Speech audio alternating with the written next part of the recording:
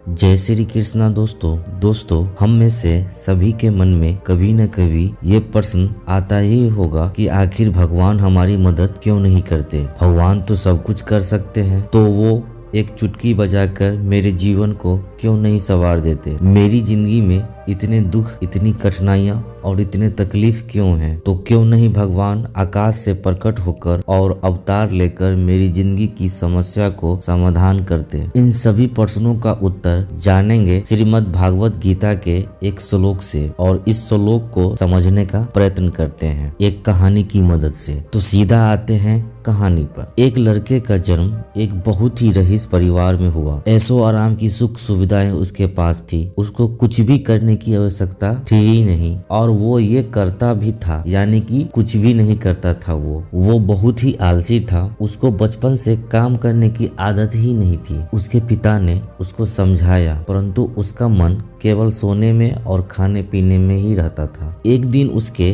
पिता की मृत्यु हो गई। माता उसकी पहले ही स्वर्ग सुधार चुकी थी। उसके भाइयों ने उसे घर से ये कहकर निकाल दिया कि वो कुछ नहीं करता और उसके भाई उसको सारी उम्र खिला पिला नहीं सकता। वो मन से उदास था, पूरी तरह से टूट चुका था। पिता के खोने का दुख अभी समाप्त भी नहीं हुआ था कि उसके घर से भी उसके भाइयों द्वारा जुदा कर दिया गया, और वो निकल पड़ा बिना किसी मंजिल के। रास्ते पर चलते चलते उसको बहुत भूख लग गई। वो एक आम के बगीचे में पहुंचा। उसने देखा आसपास कोई नहीं है। बगीचे के रखवाली करने वाला माली एक पेड़ के नीचे गहरी नींद में सो रहा था। तो उसने आम तोड़कर खाने शुरू कर दिए, लेकिन थी तो ये भी चोरी। पर आलसी व्यक्ति को इसमें कुछ गलत नहीं लगा। अभी उसने 2 आम चखे ही थे कि बगीचे के माली ने उसे देख लिया। माली उसके पीछे डंडा लेके भागने लगा। आलसी व्यक्ति ने माली के हाथ में छड़ी देखी और वो भाग निकला जंगल की ओर।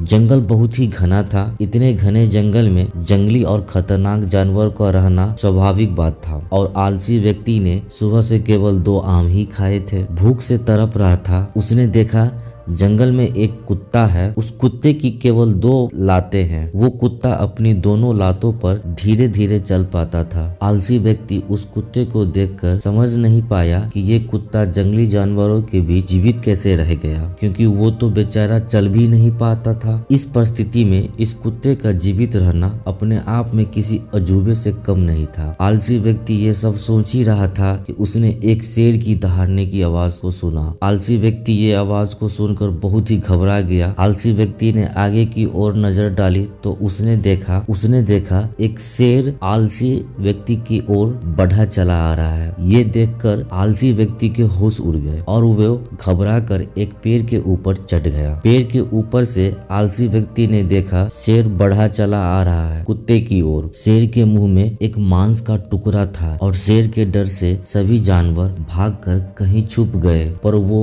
2 टांग वाला कुत्ता सक्षम नहीं था भागने को। वो बेचारा तो ठीक से चल भी नहीं पा रहा था, भागना तो दूर की बात। आलसी व्यक्ति ने भगवान से प्रार्थना करनी शुरू की, हे भगवान, इस मासूम जानवर को बचा लो, शेर इसे खा न जाए। लेकिन जो अगले पल हुआ वो हैरान कर देने वाला था। शेर के मुंह में जो मांस का टुकड़ा था उसको लंगड़े कुत्ते के पास छोड़कर शेर आगे को चल दिया। आलसी व्यक्ति भगवान के इस चमत्कार को देखकर खूब प्रसन्न हुआ। आलसी व्यक्ति ने मन ही मन सोचा, किसी ने उसे सच ही कहा था, भगवान सब कुछ करते हैं तो उसको तो कुछ भी करने की आवश्यकता ही नहीं। भगवान ने उसको जन्म दिया है, उन्होंने उसके बारे में कुछ तो सोचा ही होगा। अब उसको लगा कि उसको बहुत बड़ा ज्ञान प्राप्त हो गया है, और वो जा बैठा है एक पेड़ के नीचे इस इंतजार में कि भगवान उसके लिए भोजन का प्रबंध करेंगे। कुछ घंटे बीत गए, परंतु भगवान ने किसी को नहीं भेजा। आलसी व्यक्ति की नजर बार बार उस व्यक्ति को ढूंढ रही थी जिसको भगवान ने भेजना था उसको खाना खिलाने के लिए, परंतु कोई नहीं आया। परमात्मा ने किसी को भेजा ही नहीं। पूरी रात बीत गई, परंतु फिर भी कोई नहीं आया। अब वो कब तक इंतजार कर सकता था। अब उसके सब्र का बांध टूट गया और वो लगा जोर जोर से चिल्लाने, भगवान, मेरी किस्मत में ही इतना दुख क्यों, इतनी तकलीफ क्यों, क्या बिगाड़ा है मैंने तुम्हारा,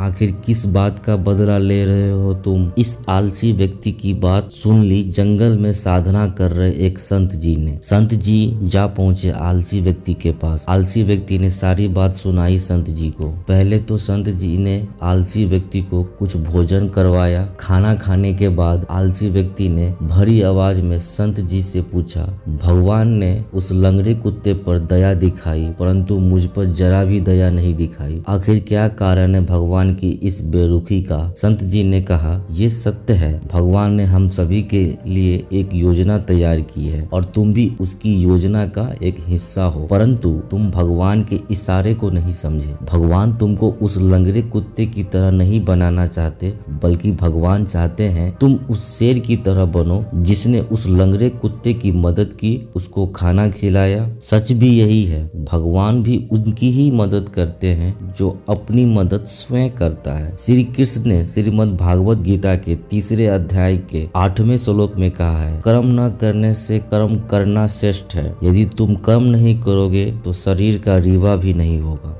दोस्तों सच यही है, अर्जुन को भी अपना युद्ध स्वयं लड़ना पड़ा। हाँ, भगवान अपने भक्तों की मदद जरूर करते हैं, परंतु कर्म तो भक्त को ही करना होगा। जैसे अर्जुन ने अपना कर्म स्वयं किया था। तो अभी के लिए इतना ही। जय श्री कृष्णा।